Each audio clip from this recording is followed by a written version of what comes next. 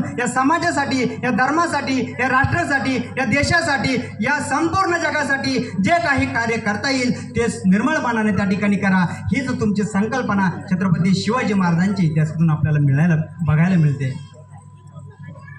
मग देण्याच्या प्रवृत्तीमध्ये आमचे राजे कसे होते याचं हे उदाहरण तुमच्या समोर मांडावंसं वाटतंय. कर्नाटकमध्ये असणारं बेलवडी गाव आहे आणि त्या बेलवडी गावामध्ये सावित्रीबाई देसाईचं साम्राज्य आहे. आदिलशाह निजामशाहच्या आयुष्यभर चाकरी करणारी सावित्रीबाईचा पतीचा मृत्यू त्या ठिकाणी होतो आणि संपूर्ण साम्राज्याची जबाबदारी ही सावित्रीबाई देसाईवरती येते.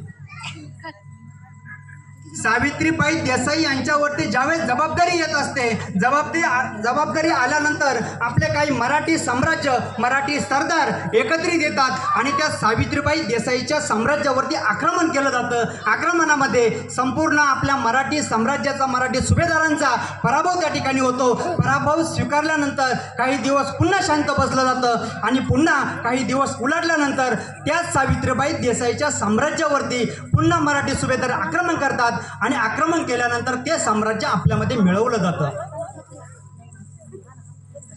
सावित्रीबाई देसाईंचा पराभव झालेला आहे ही बातमी छत्रपती शिवाजी महाराजांच्या कानावरती जाते. सावित्रीबाई देसाईंना राजमहालामध्ये आमंत्रित केलं जातं. काही सुभेदार हे सावित्रीबाई देसाईंना घेऊन येत असतात. सावित्रीबाई आपल्या घरातून बाहेर निघते. बाहेर निघाल्यानंतर पुन्हा त्या ठिकाणी आत जाते आणि आपलं छोटं तानसं बाळ त्या ठिकाणी कड्यावरती घेऊन येत असते.